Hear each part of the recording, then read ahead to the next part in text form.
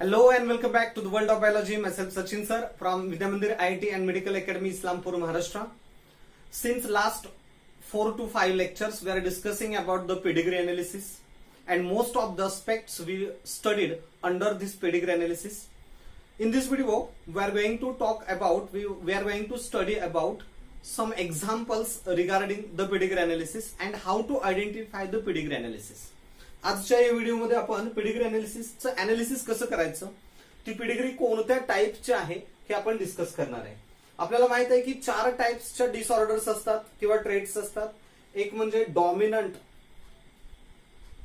Autosomal dominant disorders, autosomal recessive disorders, x linked dominant disorders आणि x linked recessive disorders. ह्या 4 टाइपच्या disorders आहेत. यापैकी या पेडिग्रीज कोणत्या टाइपच्या आहेत ते आपल्याला आयडेंटिफाय करायचं. कोणतीही पेडिग्री अनालाइज करत असताना, पेडिग्रीचं अनालिसिस करत असताना पहिल्यांदा ह्याचे जनरेशन मार्क करायचे. म्हणजे ही पहिली generation, second generation, third generation. तसं इथं फर्स्ट, सेकंड, थर्ड, फोर्थ, म्हणजे इथं 4 जनरेशन्स आहेत. इथं 3 जनरेशन्स आहेत, इथं 3 जनरेशन्स आहेत, इथं 3 जनरेशन्स आहेत प्रत्येक पेडिग्रीमध्ये. आणि ह्या पेडिग्री रोमन लेटरने त्याचे जनरेशन्स मार्क करायचे. Roman first, Roman second, Roman third, तसं Roman first, second, third, fourth अशा ह्या जनरेशन्स मार्क केल्या. त्यातले इंडिव्हिज्युअल सुद्धा मार्क केले जातात. कदाचित पॉसिबल जिनोटाइप सुद्धा नंतर घेतले जातील गरजेप्रमाणे. तर इथं हा इंडिव्हिज्युअल फर्स्ट, पहिल्या जनरेशन मध्ये लेफ्ट हँड साइडला पहिला जो इंडिव्हिज्युअल आहे तो फर्स्ट लेबल करायचा. नंतर सेकंड, थर्ड, फोर्थ आपण लेफ्ट टू राईट जाणार आहोत. इथं 4 कम्प्लीट झालं पहिल्या जनरेशन मध्ये की मग सेकंड जनरेशन मध्ये लेफ्ट साइडचा पहिला इंडिव्हिज्युअल घ्यायचा. 5, 6, 7, 8, 9 सेकंड जनरेशन कम्प्लीट झाली. मग थर्ड जनरेशन मध्ये 10, 11, 12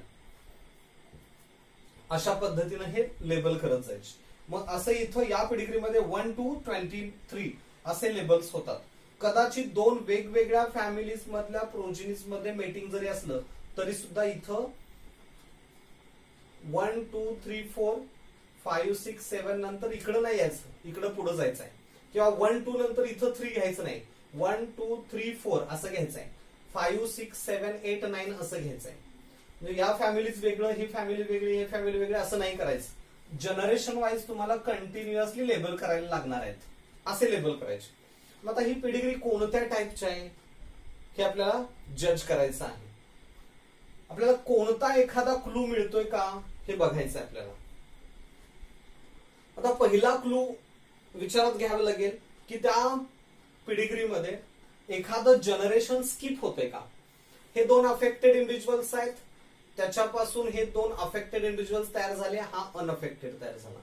या दोघांमध्ये हा इंडिव्हिज्युअल अफेक्टेड आहे, त्यापासून ज्या प्रोजिनीज तयार झाल्या त्यामध्ये हा अफेक्टेड आहे. म्हणजे affected individuals produce affected individuals. Generation skip होत नाही. There is no skipping of the generation. There is no skipping of generation. आणि जनरेशन जर स्किप होत नसेल तर ती डॉमिनंट डिसऑर्डर असते. जनरेशन स्किप होत असेल तर ती रिसेसिव्ह डिसऑर्डर असते. इथं जनरेशन स्किप होत नाही. आता तुम्ही म्हणाल इथं जनरेशन स्किप झालेलं दिसतंय, ह्या 2 अनअफेक्टेड इंडिव्हिज्युअल पासून अनअफेक्टेड इंडिव्हिज्युअल्स तयार झालेत. तर हा जो इंडिव्हिज्युअल आहे तो या फॅमिली मधला आहे आणि हा जो इंडिव्हिज्युअल आहे तो या फॅमिली मधला आहे, फिमेल मेल. आणि हे कम्प्लिटली अनअफेक्टेड आहेत आणि म्हणून त्याच्यापासून हे अनअफेक्टेड फॉर्म झालेत. त्यामुळे इथं जनरेशन स्किप होतंय असं म्हणता येणार नाही. अफेक्टेड इंडिव्हिज्युअल्स पासून अनअफेक्टेड नाही फॉर्म, अफेक्टेड फॉर्म झालेत. किंवा या जनरेशन मध्ये जनरेशन स्किप होत नाही, इथं इंडिव्हिज्युअल दिसतात, इथं इंडिव्हिज्युअल दिसतात, यामध्येही दिसतात. जनरेशन स्किप होत नाही म्हणून ही डॉमिनंट डिसऑर्डर असायला पाहिजे. दुसरा क्रायटेरिया काय घेता येईल की त्यामध्ये जर 2 अफेक्टेड इंडिव्हिज्युअल्स पासून अनअफेक्टेड इंडिव्हिज्युअल तयार होतोय का, किंवा 2 अनअफेक्टेड इंडिव्हिज्युअल्स पासून अफेक्टेड इंडिव्हिज्युअल फॉर्म होतोय का. जर ही कंडिशन असेल, अनअफेक्टेड इंडिव्हिज्युअल अनअफेक्टेड फॉर्म करत असतील तर ती डिसऑर्डर असते डॉमिनंट. आणि जर अनअफेक्टेड पासून अफेक्टेड तयार होत असेल तर ती डिसऑर्डर असते रिसेसिव्ह. मग यामध्ये बघा बरं, अफेक्टेड आहेत, 2 अफेक्टेड, त्यापासून हा अनअफेक्टेड तयार झालाय. अफेक्टेड अनअफेक्टेड फॉर्म झालाय. हे 2 अफेक्टेड आहेत पण हा अनअफेक्टेड आहे ना, म्हणजे ही डिसऑर्डर कोणतं आहे, dominant disorder. So there is a no skipping of the generation. Then affected individuals form unaffected individual. Affected individual form unaffected. So it is dominant disorder. म्हणून ती डॉमिनंट डिसऑर्डर आहे. डॉमिनंट डिसऑर्डर आहे. अजून एक आपल्याला यामध्ये क्लू दिसतोय, unaffected individuals form unaffected. जर अनअफेक्टेड इंडिव्हिज्युअल्स अफेक्टेड फॉर्म करत असतील तर रिसेसिव्ह, पण अनअफेक्टेड इंडिव्हिज्युअल्स और parents, unaffected parents form unaffected individuals, तर ती डिसऑर्डर असते डॉमिनंट डिसऑर्डर और ऑटोसोमल डॉमिनंट डिसऑर्डर. आणि त्यामुळे ही जी डिसऑर्डर आहे ती ऑटोसोमल डॉमिनंट डिसऑर्डर आहे. Autosomal dominant disorder. आता याच्यामध्ये आपल्याला सिक्वेन्स असा काही दिसत नाही की बाबा अफेक्टेड मेल पासून अफेक्टेड फिमेल, किंवा इथं हे दोनही अफेक्टेड आहेत. इथं जर समजा अफेक्टेड मेल फिमेल असती आणि अफेक्टेड मेल असता, ही फिमेल अफेक्टेड नसती, तर मग ते एक्स लिंक्ड झालं असतं. क्रिस क्रॉस इनहेरिटन्स असतं एक्स लिंक्ड इनहेरिटन्स मध्ये. पण हे एक्स लिंक्ड डिसऑर्डर नाही, कारण तसा कोणताही पॅटर्न दिसत नाही. ओके, म्हणजे ऑटोसोमल डॉमिनंट डिसऑर्डर होण्यासाठी या तीन थिंग्स महत्वाच्या आहेत. एक म्हणजे there is no skipping of generation, generation skip होत नाही. दुसरं, affected individuals form unaffected individual, affected parent form unaffected individuals or progenies, आणि unaffected progenies form unaffected parents from unaffected progenies. यावरून सांगता येते की आपल्याला ही ऑटोसोमल डॉमिनंट डिसऑर्डर आहे. या पिडिग्रीमध्ये बघा कोणता क्लू सापडतोय, जनरेशन स्किप होतंय का, जनरेशन स्किप झालेलं आहे किंवा नाही. या 2 इंडिव्हिज्युअल्स मध्ये हे 3 फॉर्म झालेत. हा अफेक्टेड आहे, हा अनअफेक्टेड आहे. कोणता क्लू दिसतोय, एक क्लू दिसतोय, हे 2 अनअफेक्टेड इंडिव्हिज्युअल्स इथं अफेक्टेड फॉर्म करत आहेत. हे 2 अनअफेक्टेड इंडिव्हिज्युअल्स अफेक्टेड फॉर्म करतात, म्हणजे ही डिसऑर्डर असेल autosomal recessive disorder. Autosomal recessive disorder. का बरं ही ऑटोसोमल रिसेसिव्ह डिसऑर्डर आहे, बिकॉज का ऑटोसोमल रिसेसिव्ह डिसऑर्डर आहे, because it skip generation. It skip generation. कुठं जनरेशन स्किप झालेलं दिसतंय, हा अफेक्टेड इंडिव्हिज्युअल आहे आणि याच्यापासून हे अनअफेक्टेड इंडिव्हिज्युअल्स 3 तयार झालेत, म्हणजे जनरेशन स्किप झाले. So it is autosomal recessive disorder. दुसरं, अनअफेक्टेड इंडिव्हिज्युअल्स किंवा unaffected parents, unaffected parents form affected progeny, affected progeny, आणि म्हणून ही डिसऑर्डर आहे autosomal and recessive disorder. Autosomal recessive disorder, autosomal recessive. हे झालं ऑटोसोमल डॉमिनंट, हे होते ऑटोसोमल रिसेसिव्ह. या पेडिग्रीच्या बाबतीमध्ये बघा, डॉमिनंट आहे की रिसेसिव्ह आहे.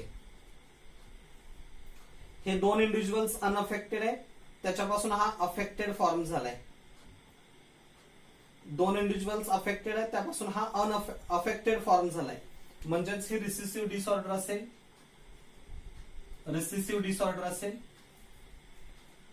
मग ते ऑटोसोमल आहे की सेक्स लिंक्ड आहे? ऑटोसोमल आहे की सेक्स लिंक्ड आहे? Female affected transfer gene to the affected male. Affected mother कडून अफेक्टेड डॉटर्स फॉर्म झालेत आणि ह्या सॉरी अफेक्टेड मदर कडून अफेक्टेड सन फॉर्म झालेत. अफेक्टेड मदर कडून अफेक्टेड सन्स फॉर्म झालेत. या सन मधून जीन पुढे ट्रान्सफर होताना हे दोन अनअफेक्टेड आहेत. हे तर सगळेच अफेक्टेड आहेत, कारण दोघंही मेल फिमेल्स दोघेही अफेक्टेड आहेत. इथंही फिमेल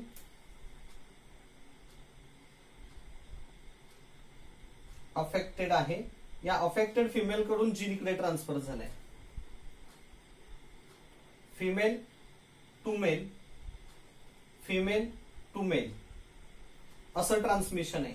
ही अफेक्टेड आहे.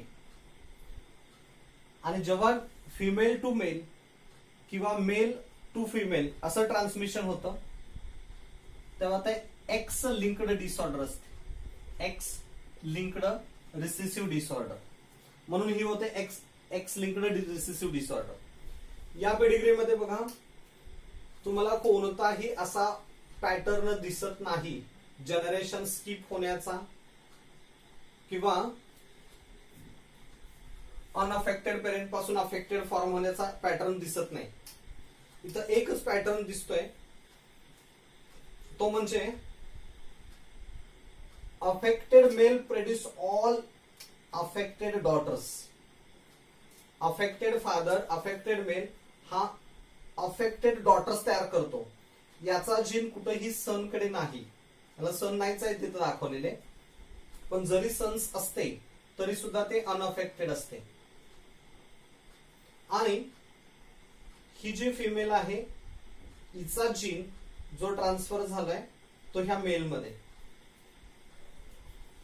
आणि या मेल कडून affected male transfer the gene to daughter.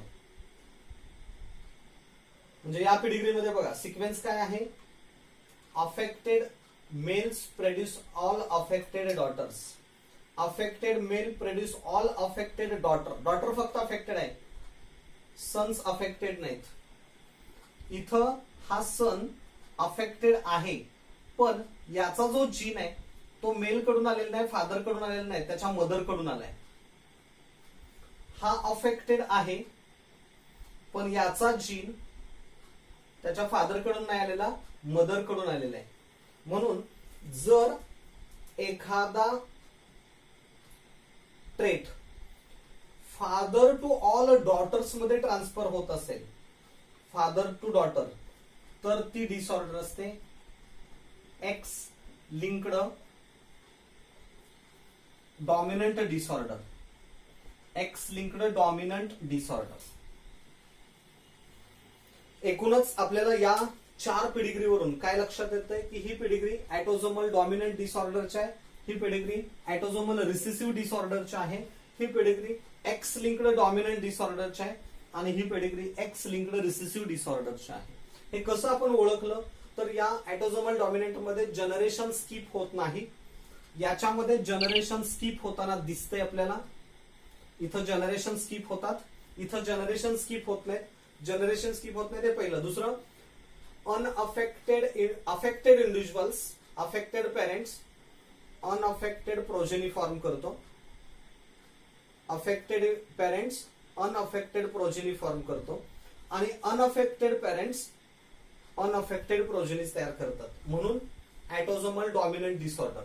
इथं ऑटोसोमल रिसेसिव्ह आहे का, unaffected parents affected individual form करतात म्हणून। मग हे एक्स लिंक्ड का नाही, तर याच्यामध्ये असा काही पॅटर्न नाही की मेल पासून फक्त फिमेल्स तयार झाले अफेक्टेड, इथं फिमेल पासून मेल पण होते आणि फिमेल पण होते। ओके, त्यामुळे हे ऑटोसोमल रिसेसिव्ह डिसऑर्डर आहे। इथं बघितलं तर मेल पासून फिमेल फॉर्म झाले अफेक्टेड फिमेल, फिमेल पासून मेल फॉर्म झालाय, ठीक आहे। इथं बघितलं फिमेल पासून मेल फॉर्म झालाय, पण ह्या मेल फिमेल्स पासून दोन्ही तसं काही क्रायटेरिया नाही, कारण हे दोघं फिमेल मेल एक असायला पाहिजे, मेल फिमेल त्यामध्ये क्रॉस असतो। सो ऑटोसोमल रिसेसिव्ह हे एक्स लिंक्ड रिसेसिव्ह आणि एक्स लिंक्ड डॉमिनंट अशा हे एकूण ट्रेट्स आहेत।